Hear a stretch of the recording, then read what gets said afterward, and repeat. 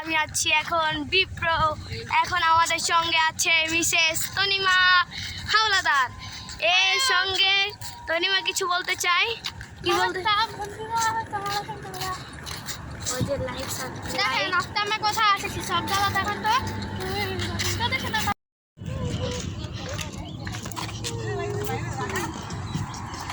সবাই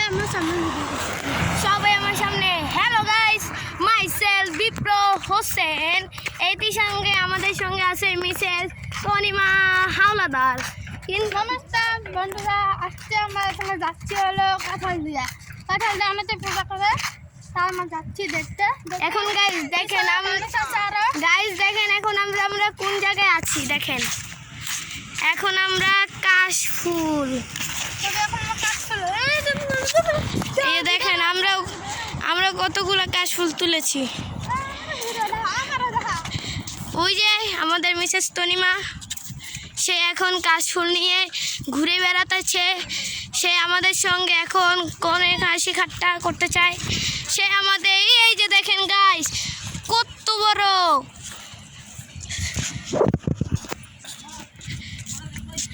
আর এখন আমরা ওইদিকে দেখেন আমরা কত সুন্দর জায়গায় এসেছি। আমরা এখন এই জায়গার একটা ভালো একটা ভিডিও করতে চাই, কিন্তু আমরা এই ব্লগিং করতে করতে আমরা দেখেন কত কোনো জায়গা দেখেন অনেক দূর অনেক। আমরা এখন ভালো মতো ভিডিও করব আর আমরা আপনাদের সঙ্গে শেয়ার করতেছি যে এখন আমরা বাড্ডা, গুলশান, নতুন বাজার, এটা হচ্ছে বসুন্ধরা সিটি, এটা কাঠালিয়া বসুন্ধরা সিটি আপনারা দেখতে পাচ্ছেন। রীতিমতো দেখেন গাইস আমরা এখন একটা মসজিদের সামনে আছি। এখন এই মসজিদটার নাম কি?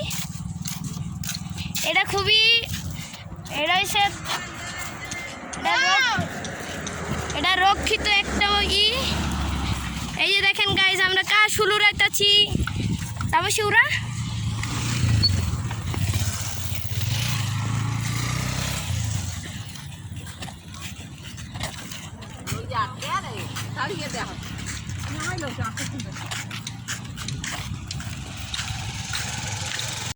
আর এই যে দেখেন এখন আমরা আরো ওই জায়গার থেকে এই যে একটা বাড়ি দেখা যাচ্ছে, ওইটার সামনে একটু মসজিদ, কিন্তু আপনারা দেখতে পাচ্ছেন না।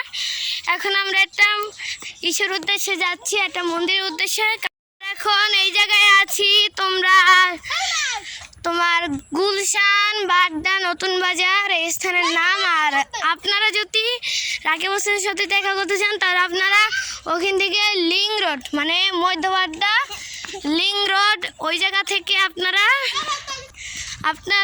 রিং রোডের সামনে রিং রোড এটার সামনে আপনারা একটা করতে পারেন, কারণ এই জায়গা হয়েছে তোমার রাকিব হোসেনের বাসা। আপনারা রিং রোড থেকে ওটা সাইডে আপনি জিগাবেন যে রাকিব হোসেনের বাসা কোথায়, ওখান থেকে আপনারা বলে দেবে যে রাকিব হোসেনের বাসা কোথায়।